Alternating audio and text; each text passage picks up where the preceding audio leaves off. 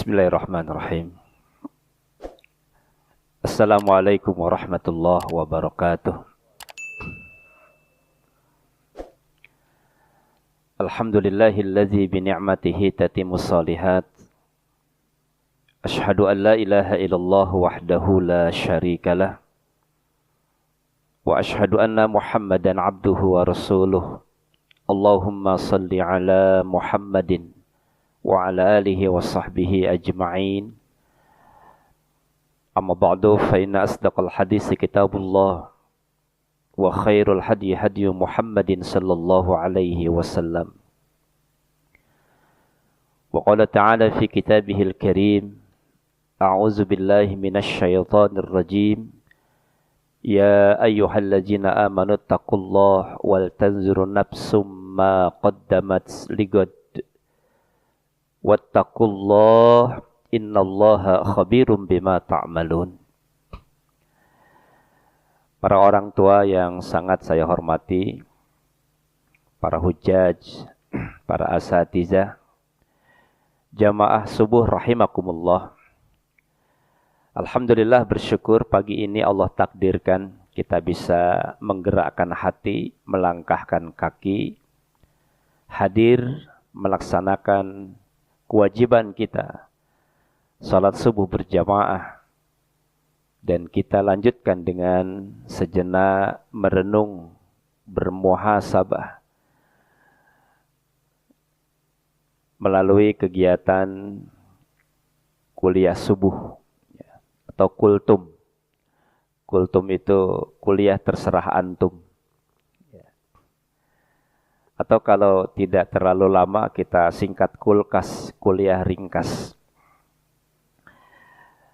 Salawat serta salam semoga tercurah kepada Nabi akhir zaman Rasulullah Muhammad sallallahu alaihi wasallam. Nabi yang hadir ke tengah-tengah umat memberikan kesejukan dan perginya meninggalkan kesan kebaikan. Nabi yang diutus oleh Allah membawa risalah dan hampir seluruh kehidupannya didedikasikan untuk menyampaikan risalah kebenaran. Dan kita bersyukur Allah memberikan kita hidayah. Allah memberikan kita petunjuk. Allah memberikan kita anugerah yang sangat mahal harganya, yaitu nikmat hidayah. Bapak Ibu jamaah rahimakumullah,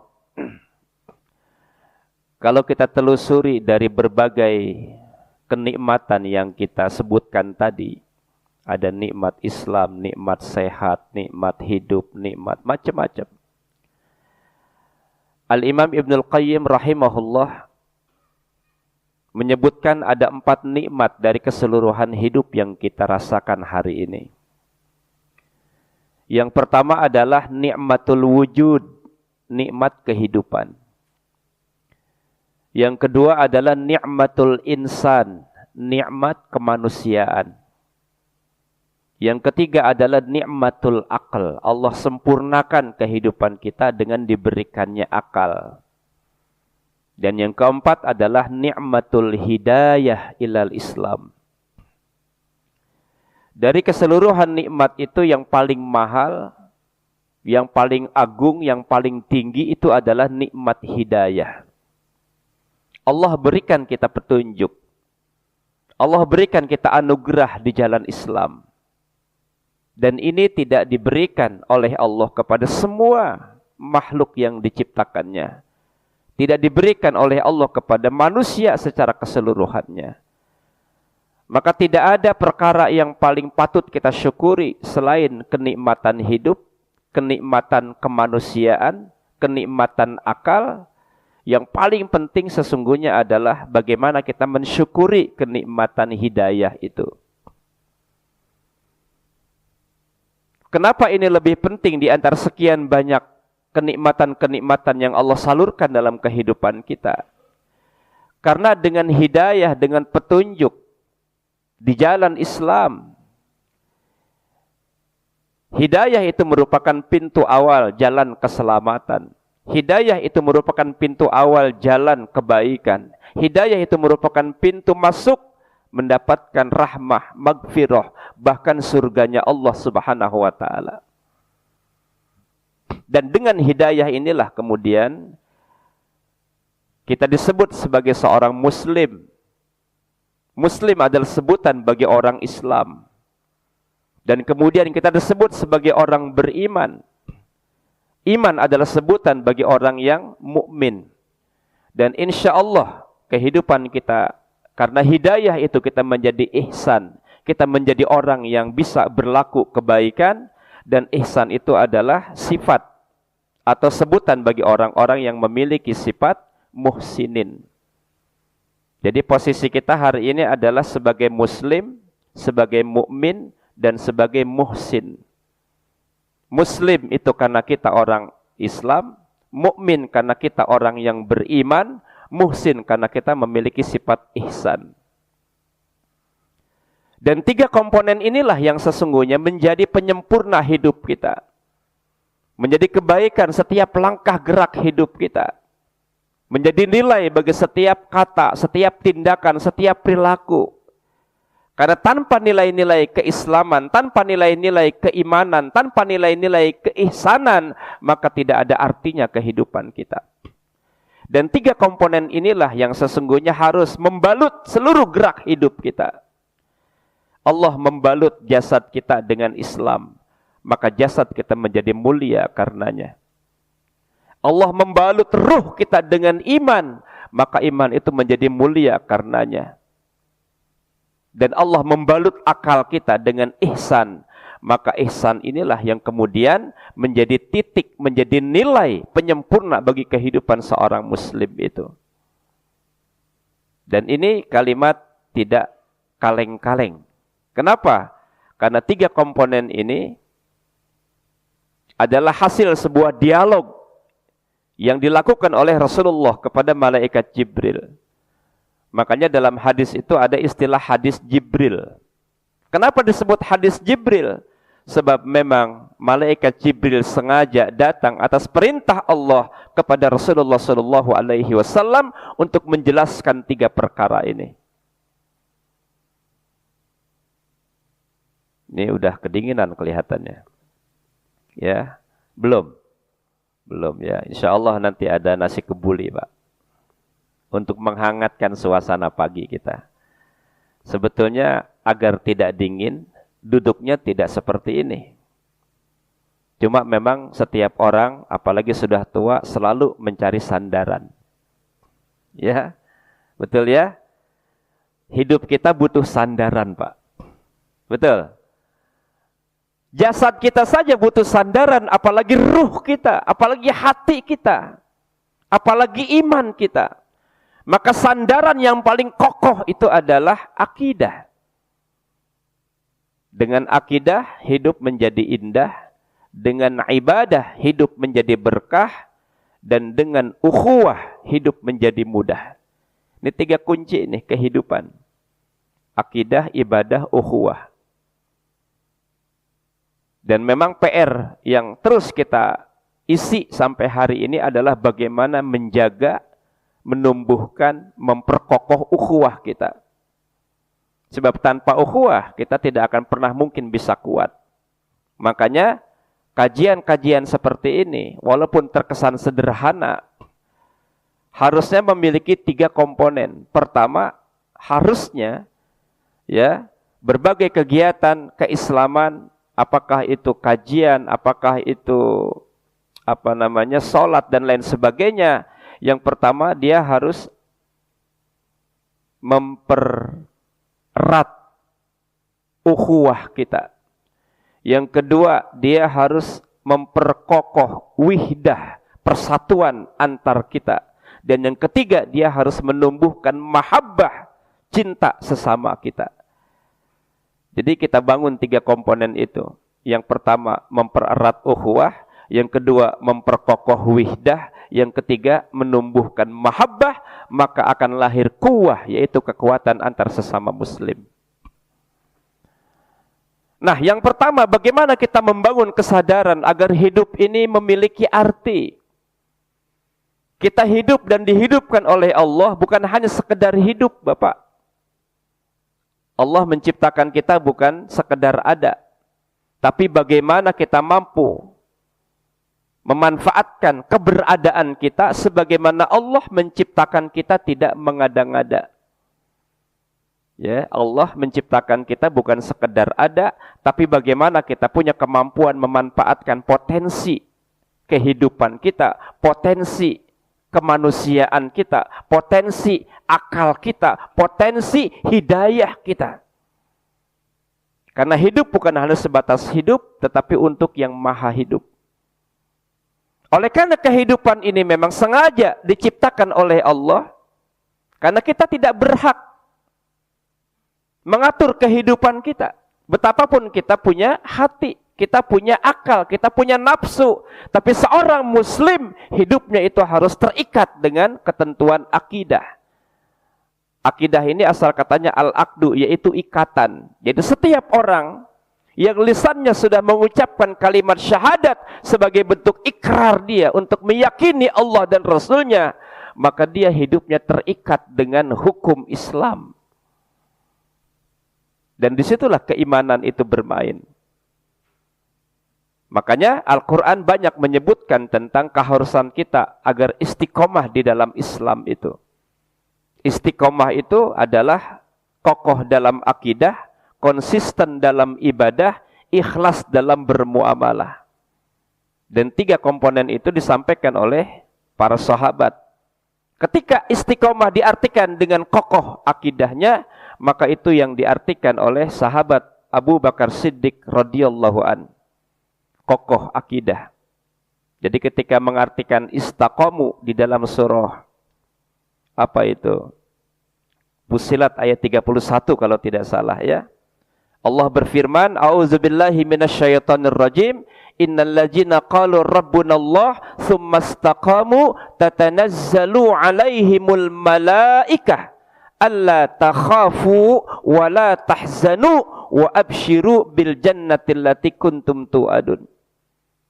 Innal ladzina qalu rabbunallah, sesungguhnya orang-orang yang mengakui, mengatakan, meyakini bahwa Allah adalah Rabb-nya. Nah, ini konsep akidah, keterikatan bahwa diri kita dengan Allah itu pasti.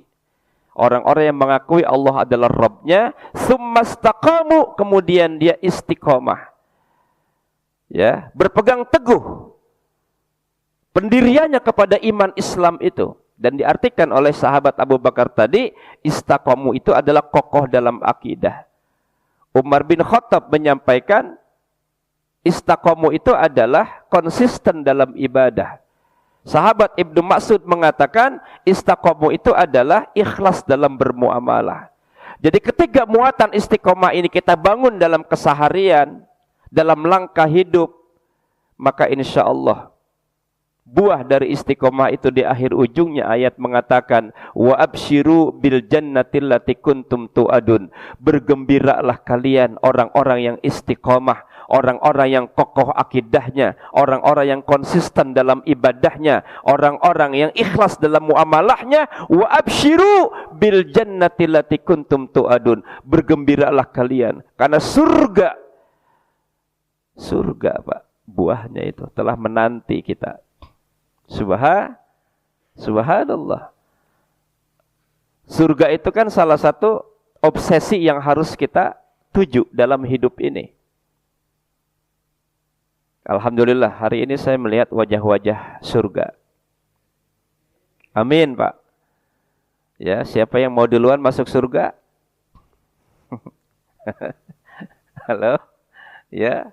Surga itu obsesi kita. Jadi umat Islam, orang beriman itu harus punya obsesi Pak hidup ini. Harus punya tujuan, harus punya prinsip. Kalau hidup hanya sekedar hidup hanya sekedar makan, hidup hanya sekedar bekerja, hidup hanya sekedar melantai, maksudnya beraktivitas tanpa ada inti dan kehidupan, maka apa bedanya kita dengan makhluk yang lain? Ya Pak ya? Kalau kemuliaan itu diukur karena kejantanan, karena ketangkasan, karena kehebatan, karena kekuatan tenaga, sesungguhnya ada makhluk lain yang tenaganya jauh lebih kuat daripada kita. Tetapi kemuliaan bukan diukur dari kekuatan fisik itu. Kalau kemuliaan hidup diukur dari ketampanan, kecantikan, sesungguhnya ada makhluk lain yang diciptakan Allah mungkin lebih cantik dari kita. Ya, burung itu kan banyak yang cantik, Pak, bulunya. Ya, gagah, gajah, kuda, itu banyak yang gagah. Andaikan kemuliaan diukur dari kegagahan, gajah lebih mulia dari kita. Andaikan karena kecantikan, andaikan karena kekuatan, maka binatang-binatang banyak yang lebih kuat tenaganya daripada kita. Tapi ternyata Allah melihat kemuliaan bukan dari sisi kekuatan fisik, juga bukan dari kecantikan dan ketampanan, juga bukan dari harta dan kekayaan. Innallaha la yanzuru ila suwarikum wa amwalikum walakin yanzuru ila qulubikum wa a'malikum. Sesungguhnya Allah tidak melihat rupamu, Allah tidak melihat harta bendamu, akan tetapi yang Allah lihat adalah hati dan perbuatanmu. Itu intinya. Jadi kebanggaan akan fisik, kebanggaan akan kekayaan, kebanggaan akan jabatan, kebanggaan akan kekuatan, itu sesungguhnya adalah kebanggaan yang sangat rapuh. Jadi kita tidak terlalu bangga dengan orang yang punya kemampuan membangun ya apartemen yang tinggi, hotel yang besar, biasa-biasa saja. Tetapi kita bangga dan kita betul-betul luar biasa ketika seseorang punya kemampuan dalam hidupnya itu mempertahankan keimanannya. Ya, al-qayyisu man dana nafsahu wa amila lima ba'dal maut. Orang yang cerdas di dunia ini, kata Nabi itu, orang yang senantiasa punya kemampuan mengintrospeksi dirinya dan selalu beramal untuk sesudah matinya. Ini orang cerdas, Pak.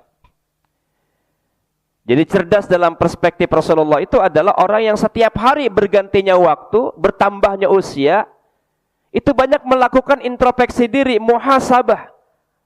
Tentang ibadahnya, tentang umurnya, tentang amal solehnya, tentang hidupnya. Dia selalu mengintrospeksi diri. Dan yang paling penting adalah kecerdasan itu dilihat dari kemampuan seseorang untuk mengumpulkan bekal sesudah matinya. Untuk sesudah mati. Bekal yang terbaik adalah takwa kepada Allah. Hari ini kita tengah mengumpulkan bekal. Dan memang untuk mencari bekal akhirat itu tantangannya berat, Pak. Ya, tidak ringan. Kondisi hari ini, kalau kita masih tetap beriman kepada Allah, itu luar biasa. Karena tantangan imannya sangat berat. Ya Pak ya. Kata Nabi dalam satu riwayat, beliau mengatakan bahwa akan datang kepada manusia di satu zaman, ya'ti 'alan nasi zamanun. Seseorang yang berpegang teguh kepada imannya, yang berpegang teguh kepada Islamnya, yang berpegang teguh kepada ketaatannya kepada Allah, itu seperti orang yang memegang bara api, menggenggam bara api. Berat, Pak, bara api kita pegang. Kita pegang, tangan kita terbakar. Ya. Jadi beriman di zaman hari ini, zaman fitnah ini berat sekali. Makanya bersyukur kita masih bisa melangkah subuh di tempat ini. Kita bangun masjid ini dengan susah payah. Kita bangun masjid ini dengan keringat, dengan kesabaran, dengan keteguhan. Setelah sudah jadi, alhamdulillah kita masih bisa mengisinya. Dan orang-orang yang ketika dia bangun pagi, datang ke masjid melaksanakan salat berjamaah, selalu mendapatkan doa dari Rasulullah SAW. Nabi berdoa untuk umatnya yang setiap pagi dia bangun melaksanakan ibadah. Nabi mendoakan umatnya yang setiap pagi bangun mengawali harinya dengan ketaatan kepada Allah. Allahumma barik li ummati fi bukuriha. Ya Allah, berkahilah umatku di setiap paginya.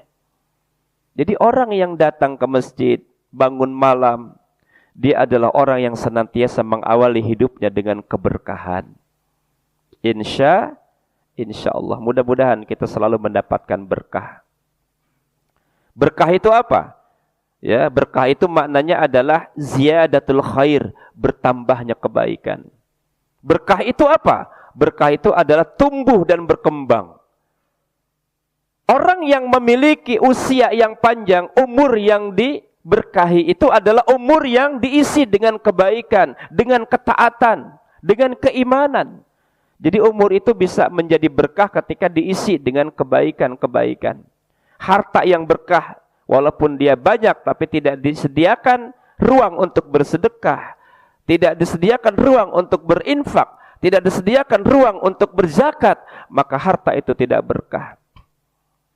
Ilmu yang banyak tapi tidak disampaikan, tidak berkah.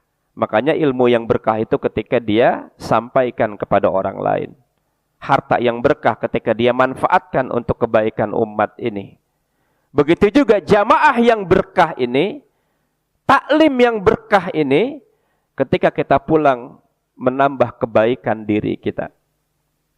Ya, makanya dalam ibadah, terutama dalam ibadah umroh dan haji, itu ada pahala khusus yang dikenal dengan istilah mabrur. Ya Pak ya. Kan kita suka berdoa atau mendoakan kepada saudara, sahabat, tetangga yang berangkat haji atau umroh. Doanya apa? Semoga Allah jadikan haji dan umroh kita haji yang mabrur. Apa itu mabrur? Haji yang diterima. Pertanyaannya adalah apa haji yang diterima? Bagaimana haji yang diterima? Ya tentu dalam konteks ibadah, sebuah amalan ibadah akan diterima oleh Allah jika dia punya syarat. Syarat yang pertama dalam ibadah itu adalah dilaksanakan semata-mata ikhlas karena Allah Subhanahu wa taala. Ya, ikhlas seperti nama masjid ini. Jadi orang yang masuk ke masjid ini adalah orang yang ikhlas. Amin. Ya. Jadi ibadah itu semata-mata niatnya hanya untuk mendapatkan ridho dari Allah Subhanahu wa taala.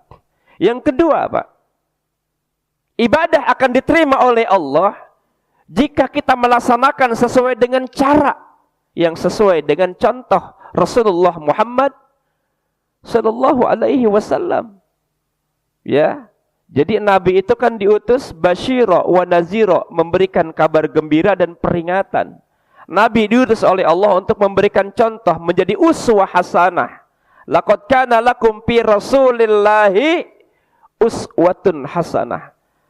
Ya, pada diri Nabi itu ada uswah, ada contoh, ada teladan. Kalau kita menjadi umat Rasulullah Muhammad, kita mencintai Rasulullah Muhammad, kita merindu Rasulullah Muhammad, maka kerinduan itu harus kita ekspresikan dengan cara kita mengikuti contoh dalam beribadah. Dan kita tinggal ngikutin. Kita enggak perlu membuat cara baru dalam ibadah. Kita enggak perlu harus berekspresi untuk mencari cara-cara yang terkini di dalam melaksanakan ketaatan. Semuanya sudah sempurna, Pak. Islam sudah sempurna, ajarannya sudah sempurna, kandungan maknanya sudah sempurna. Ya, ketika Rasulullah melaksanakan haji wada, haji yang terakhir, kemudian turun ayat kepada beliau surah Al-Maidah, Al-yawma akmaltu lakum dinakum wa atmamtu alaikum ni'mati wa raditu lakumul Islam madina. Ayat ini menggambarkan tentang betapa sesungguhnya apa yang telah dibawa oleh Rasulullah, Islam itu sudah sempurna.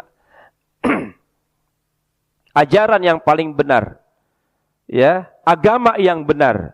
Inna dina indallahil Islam.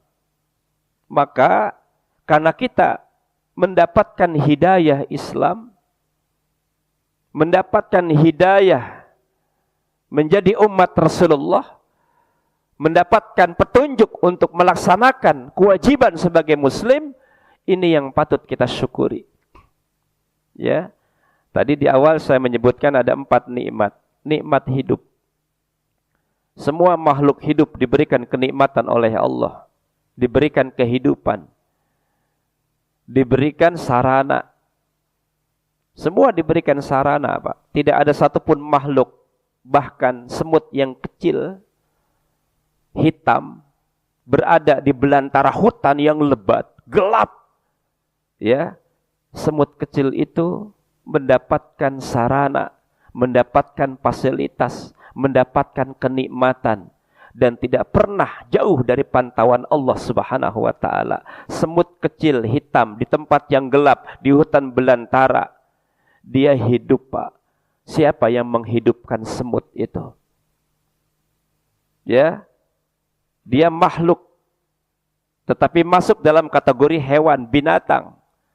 Tidak diberikan akal oleh Allah, tapi dia diberikan hidayatul ammah. Setiap makhluk hidup diberikan hidayatul ammah, petunjuk secara umum.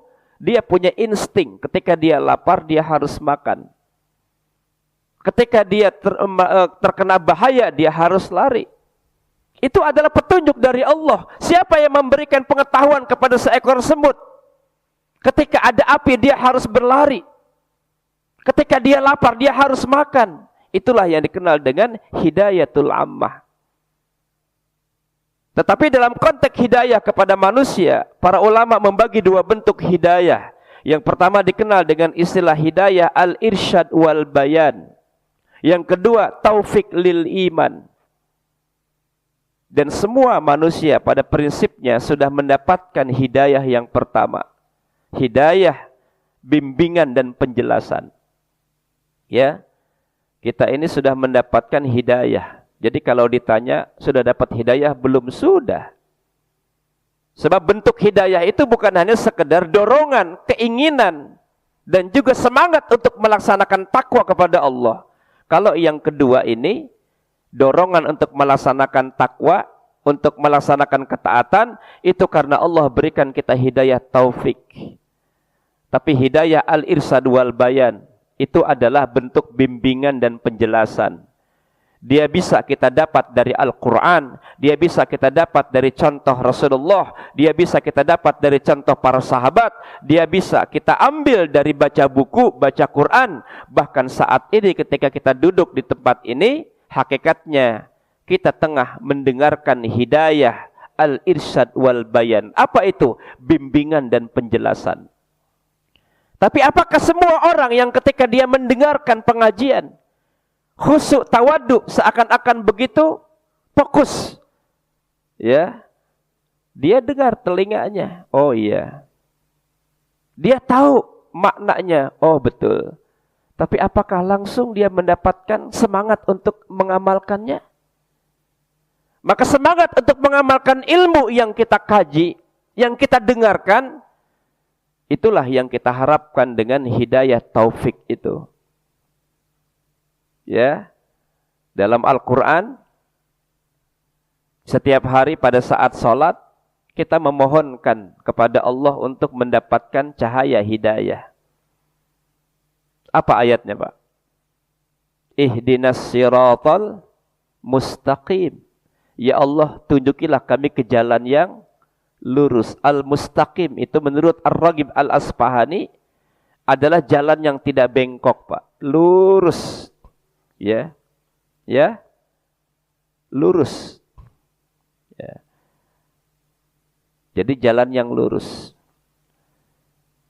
Ihdinas siratal mustaqim, siratal ladzina an'amta alaihim, ghairil maghdubi alaihim walad dallin. Ya. Ya Allah, tunjukilah kami ke jalan yang lurus. Jalan orang-orang yang Engkau beri nikmat pada mereka. Bukan jalan orang-orang yang dimurkai dan bukan jalan orang-orang yang sesat.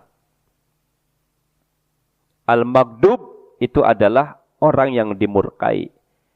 Al-Dhalin itu adalah orang yang sesat. Dan kita mohon kepada Allah agar terhindar dari dua kelompok itu.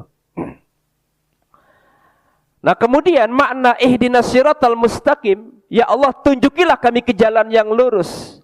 Apa itu al-mustaqim?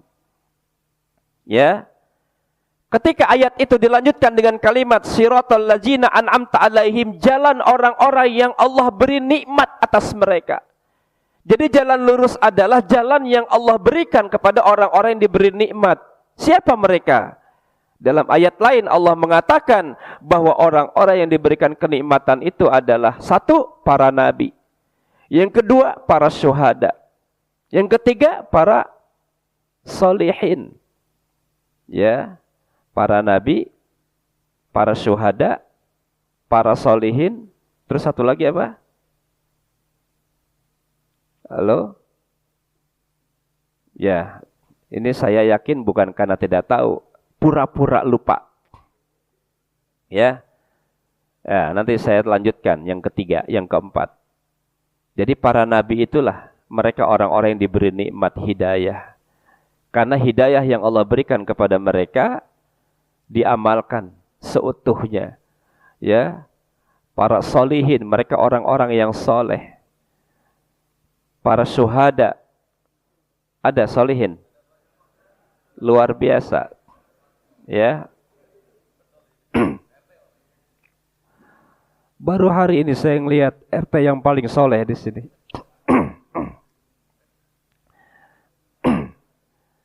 Beruntunglah ya kalau Pak RT punya anak. Pasti sebutannya anak soleh. Ya Pak ya. Sebutannya anak soleh. Solehin itu kan orang-orang yang soleh. Ya. Kalau dia punya anak, itu anak soleh. Karena memang bapaknya namanya soleh. Maka beruntung punya orang tua namanya soleh, jadi anaknya pasti anak soleh. Ya. Baik. Tunjukilah kami ke jalan yang lurus. Di dalam beberapa kitab tafsir disebutkan, termasuk di dalamnya tafsir yang paling populer. Sebagian ulama mengatakan ini tafsir paling lengkap. Paling representatif. Saya minum dulu. Mohon maaf.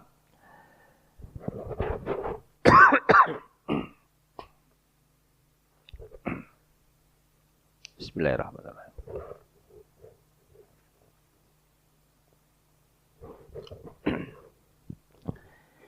Ini air apa namanya, Pak?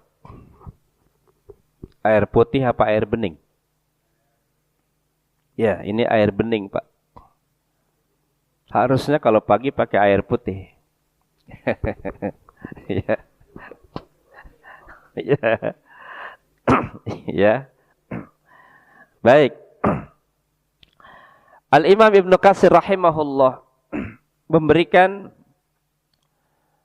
tafsiran tentang al-mustaqim, jalan lurus itu.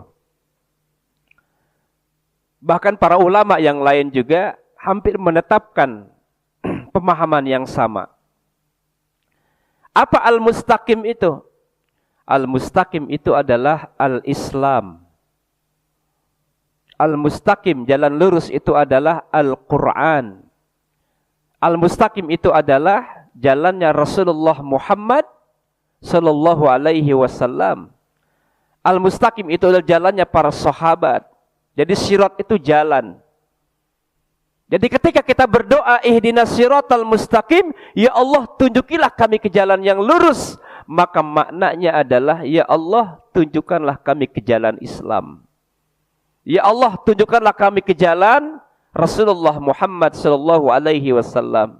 Ya Allah tunjukkanlah kami ke jalan Al-Qur'an. Ya Allah tunjukkanlah kami jalan para sahabat dan para salafus saleh. Jadi makna al-mustaqim itu hakikatnya telah kita pahami, tapi semangat untuk kita cari itu memang agak lemah. Ya Allah tunjukilah kami ke jalan yang lurus, hakikatnya tunjukilah kami ke jalan Islam. Maka tidak ada perkara yang bisa memperkuat hidayah yang ada di dalam kalbu kita ini, kecuali kita harus talabul ilmi, menuntut ilmu. Ya, memahami Islam, memahami Al-Quran, memahami sunnah-sunnah Rasulullah, memahami contoh kebaikan para sahabat, memahami pesan-pesan kebaikan dari para salaful ummah. Dan itu harus kita lakukan untuk menuju kepada keistiqomahan hidayah itu. Jadi sebetulnya Bapak Ibu, kita tinggal istiqomah, tinggal kokoh akidah kita. Kita sudah Allah berikan hidayah Islam. Ya, melalui proses keislaman yang pertama yaitu syahadat. Jadi syahadat ini kan pintu gerbang kita masuk ke dalam Islam. Alhamdulillah, kita bersyukur Pak. Kita bersyukur atas Rasulullah yang dihadirkan sebagai uswah. Kita bersyukur kepada Allah dengan turunnya Al-Quran. Bayangkan Pak, hidup berbilang tahun, beratus-ratus ribu tahun dalam kejahiliahan. Ya, umat manusia ini terpisah dari kebenaran. Hatinya, akalnya tumpul dari nilai-nilai kebaikan. Kenapa? Karena nafsu yang tidak bisa dikendalikan. Jarak antar nabi dengan nabi yang lain itu memang berbeda-beda. Ya, berbeda-beda Pak. Dan umur kita ini kan tidak seperti umur umat-umat terdahulu. Umur Nabi Adam itu diriwayatkan dalam satu buku, dikatakan bahwa umur beliau Nabi Adam itu lebih dari 950 tahun Pak. Ya. Ada umur yang lebih dari 950 tahun. Siapa dia? Nabi Nuh alaihissalam. Nabi Nuh umurnya bukan 950 tahun. Bahkan di dalam beberapa catatan buku sejarah, 300 tahun setelah dia hidup, itu baru mendapatkan perintah dari Allah untuk menyampaikan risalah tauhid, Pak. Kemudian dia sampaikan tauhid kepada umatnya, lama waktunya adalah 950 tahun. 300 tambah 950 berapa? Ya? 1200 Pak. Setelah 950 tahun dia berdakwah, tapi ternyata orang-orang yang mendapatkan hidayah yang mau mengikuti Nabi Nuh hanya sedikit sekali. Maka setelah kapalnya karam, bahteranya karam di sebuah gunung, setelah itu Nabi Nuh masih hidup 350 tahun lagi. Halo? Jadi usianya hampir 1500 lebih. Ya. Tapi umatnya sedikit yang mengikuti. Sementara umatnya Rasulullah Muhammad, kata Nabi, a'maru ummati baina sittin ila sab'in wa aqalluhum ma yazuzu zalik. Umur umatku itu kisaran 60 hingga 70 tahun. Ya, sedikit sekali di antara kita yang usianya di atas 70 kata Nabi. Hari ini ada yang usia 70. Yang di atas alhamdulillah berarti diberikan panjang umur. Alhamdulillah, kita doakan buat orang tua yang usianya sudah merambah di atas 70, semoga sehat dan berkah selalu menyertainya. Ya.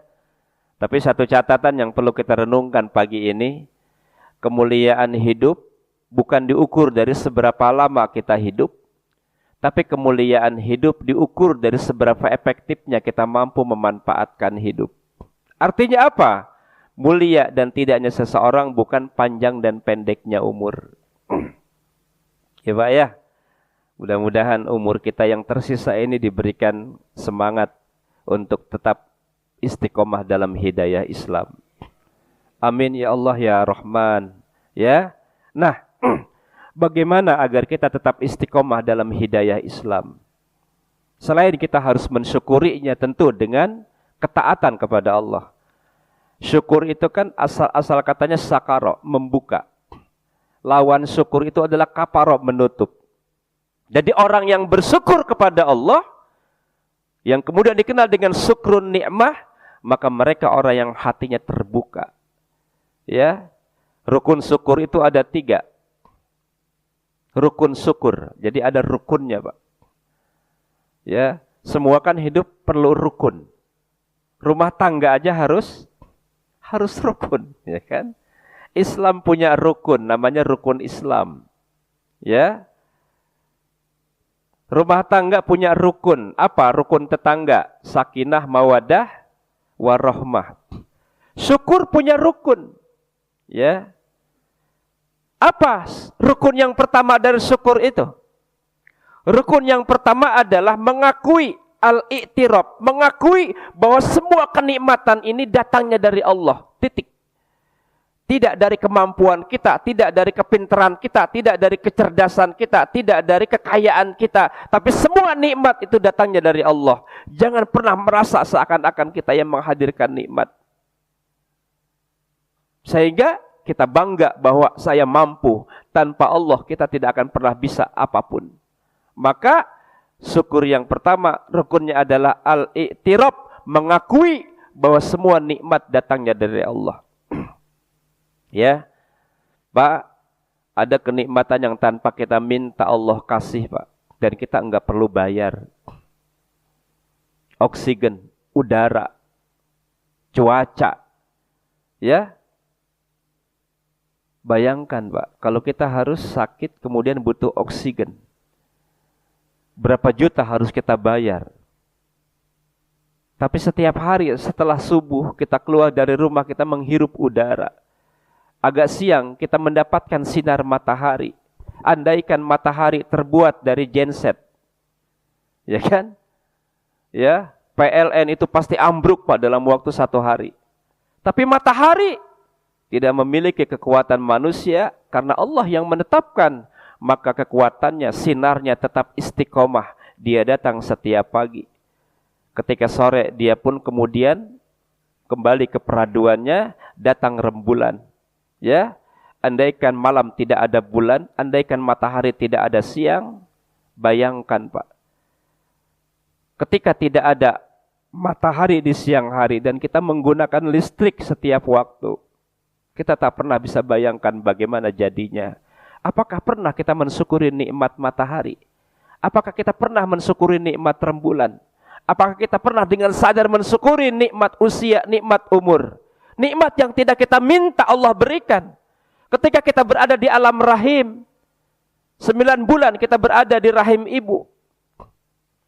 Tidak pernah kita memohon kepada Allah, ya Allah, nanti kalau saya lahir berikan saya mata, berikan saya mulut, berikan saya kaki, berikan saya rambut. Tidak pernah. Tapi ketika kita terlahir sempurna, kita jadi manusia. Mata, telinga, mulut nggak pernah kita minta, tapi kita tak pernah mensyukuri nikmat mata. Malah kita mengkupurinya dengan cara memanfaatkan mata kita dengan memandang yang haram.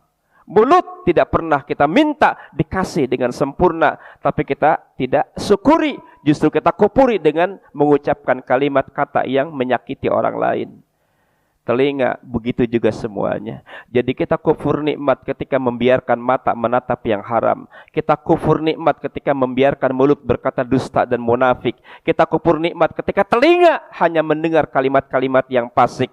Kita kufur nikmat ketika tubuh kita hanya digunakan untuk bermaksiat di hadapan Allah Subhanahu wa taala. Padahal kita tahu bahwa nanti di hadapan Allah di yaumul hisab, ketika diperhitungkan oleh Allah, kita tak pernah bisa mengelak, Pak. Hari ini hakim dunia, MK mungkin bisa merubah hukum yang tidak pantas jadi presiden, jadi wakil presiden. Bisa dirubah ketentuannya. Tapi nanti di akhirat, di yaumul hisab, yang menjadi saksi dari semua perilaku kita adalah seluruh jasad kita. Mata akan memberikan sanksi, telinga, mulut, kaki, dan tangan sebagainya. Inna sam'a wal basara wal fu'ad kullu ulaika kana anhu mas'ula. Penglihatanmu, pendengaranmu, hatimu itu akan dimintai pertanggungjawaban di hadapan Allah. Maka karena hidup ada pertanggungjawaban, itulah kenapa Allah berikan kita cara untuk mendekatinya. Allah berikan kita amunisi untuk bisa siap tempur dalam kehidupan ini. Jadi mata, telinga, mulut itu digunakan untuk mendekatkan kepada Allah. Ya. Dalam surah apa itu? Al-A'raf ayat 79 kalau tidak salah.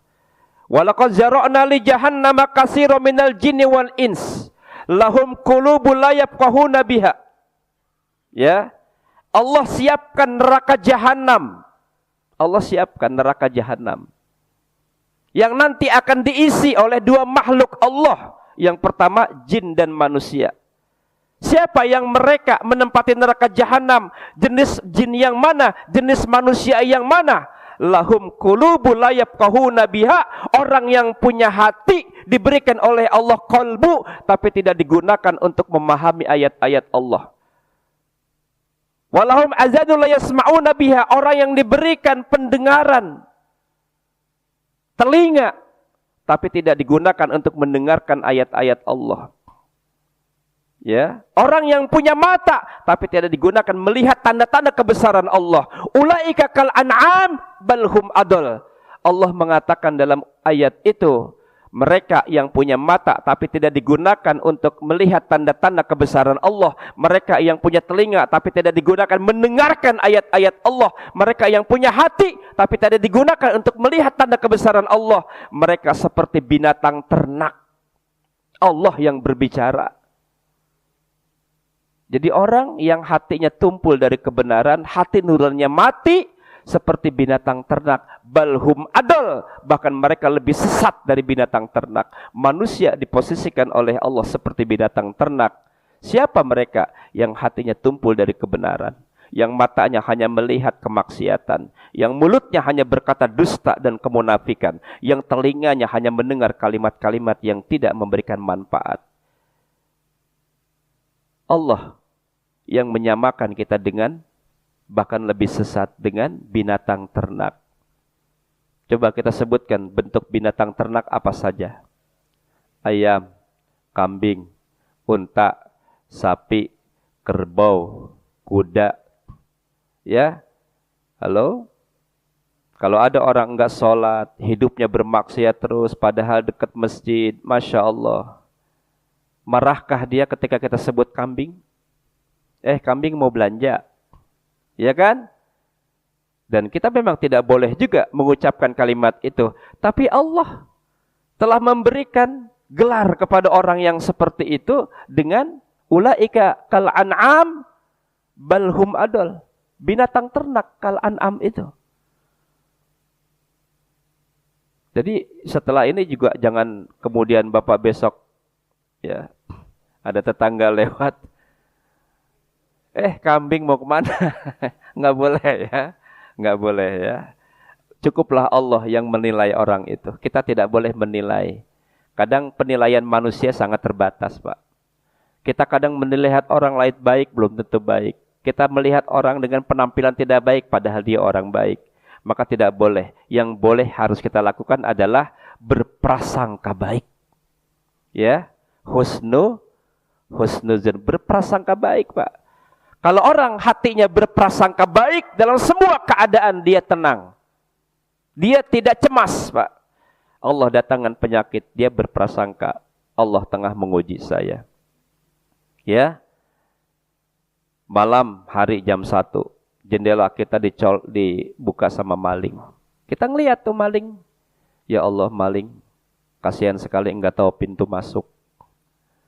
Ya kan? Kita berprasangka baik, ya kan? Ya, terus kita bilang, salah masuknya dari depan. Ya, bukan jendela. Ya. Ini tuan rumah kok baik sekali. Pasti karena kebaikan kita dia enggak jadi maling, Pak. Ya, jadi prasangka baik saja. Enak kalau berprasangka baik itu kan. Istri, ibu di rumah yang punya prasangka baik enak. Bapak enggak pulang seminggu dia tenang. Ya kan? Ya Allah, mungkin suami saya sedang kerja lembur di kantor, ya kan? Ya kan? Nah, terus pas seminggu pulang, bapak bawa anak kecil. Oh, ini mungkin anak yatim yang di jalanan. Ya kan? Oh, subhanallah, Pak, itu siapa? Ini Bu, saya mau cerita. Di kantor itu ada janda, Bu. Ya. Nah, terus dia kesian sekali punya anak 3, ya. Dia harus menghidupi 3 anak. Jadi saya karena kasihan sama dia, akhirnya seminggu ini saya jujur, saya menikahi dia. Dan ini anaknya 1 saya bawa untuk saya bertanggung jawab. Oh begitu, alhamdulillah kata ibu kan. Sebentar Pak, rupanya ibu datang ke dapur ngambil golok. Halo. Tapi kayaknya nggak ada yang sampai sebegitunya ya. Baik. Jadi hidayah istiqomah al-mustaqim, ya, jalan lurus itu adalah Islam, Pak. Makanya walaupun kita sudah jadi orang Islam, ya, kita ini kan jadi orang Islam karena Islam alamiah kebanyakan. Islam itu ada 2 umatnya, ada Islam alamiah, ada Islam ilmiah. Secara alamiah memang kita sudah jadi orang Islam dari kecil. Hidup bersama ibu bapak orang Islam, tinggal di lingkungan masyarakat kebanyakan Islam, betul? Tapi secara alamiah Islam tidak secara alamiah, betul bahwa dia Islam. Tetapi Islam tidak cukup mengatakan kalimat asyhadu alla ilaha illallah, tapi umat Islam itu harus memiliki semangat ya untuk meningkatkan keislamannya. Maka disitulah dikenal dengan Islam ilmiah. Sebab Islam ini adalah agama yang ilmiah walaupun alamiah. Quran itu adalah dasar-dasar dari ilmiah Islam. Maka orang Islam yang tidak pernah belajar Al-Quran, Masya Allah, Pak, Quran ini Pak jangan diremehkan Pak. Ya, jangan diremehkan. Apa kata Rasulullah SAW? Ya, orang yang baca Quran Pak, nanti di akhirat itu akan diberikan syafaat oleh Al-Quran bagi yang membacanya. Membaca Quran Pak, walaupun kita enggak ngerti, tetap Quran itu memiliki pahala. Tidak ada buku di dunia ini yang ketika kita tidak ngerti, tapi dia tetap memberikan kebaikan bagi kita. Quran kita ngerti, buku kita ngerti, kita baca, kita paham, tapi enggak dapat pahala Pak. Tapi baca Quran setiap pagi, setelah sholat 5 ayat, setelah sholat 5 ayat, satu huruf yang Bapak baca itu 10 kebaikan. Kita belajar Quran, masih terbata-bata lisan kita membacanya. Maka orang yang belajar Quran dan terbata-bata membacanya, kata Nabi, maka dia mendapatkan 2 pahala. Pahala kebaikan karena yang dibaca adalah Al-Quran. Pahala yang kedua karena dia menginginkan perubahan dalam dirinya. Pak, belajar terbata-bata dapat 2, apalagi 100 bata Pak. Kan?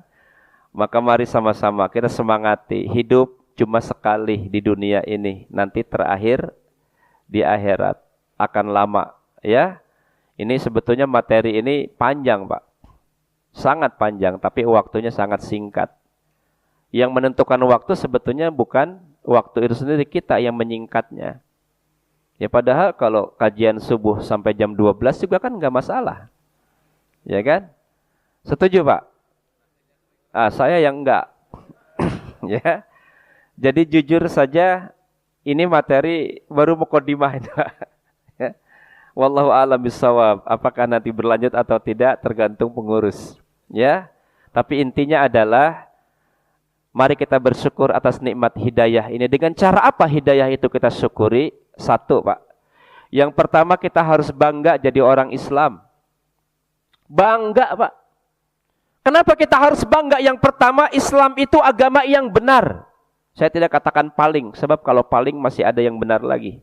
Agama yang benar itu adalah Islam. Dan kita mengikuti kebenaran, sudah benar. Ya kan? Yang kedua, sumber hukum kita Al-Quran itu wahyu Allah, bukan buatan manusia. Maka kita bersyukur atasnya. Yang ketiga, kita punya tauladan Rasulullah Muhammad Sallallahu Alaihi Wasallam yang di dalam pribadi Nabi itu ya tercipta sebuah semangat menjadi contoh tauladan karena Rasulullah itu adalah Al-Quran yang berjalan. Setiap kata ungkapan pribadi Nabi berdasarkan Al-Quran. Jadi Rasulullah itu dicatat oleh para sejarah adalah Quran yang berjalan. Beda dengan kita, cuma jalan-jalan bawa Quran. Ya. Walaupun demikian, alhamdulillah, Quran masih dibawa jalan-jalan. Ya, ini sudah jam 6 ya Pak ya. Alhamdulillah, ya panitia sudah megang mic saja nih. Mudah-mudahan nanti kita lanjutkan kapan waktu, tapi intinya adalah kita mari bersyukur kepada Allah atas nikmat ini. Mudah-mudahan kita masih bisa terus menyempurnakan sampai saatnya kematian datang menjemput kita dan kita tetap dalam keadaan Islam. Amin ya Allah ya Rabbal Alamin. Ya, Allahumma khtim lana bihusnil khatimah. Ya Allah, jadikan akhir kehidupan kami kehidupan yang terbaik. Wallahu a'lam bissawab. Demikian untuk sementara. Subhanaka Allahumma wa bihamdik, asyhadu an la ilaha illa anta astaghfiruka wa atubu ilaik. Assalamualaikum warahmatullahi wabarakatuh.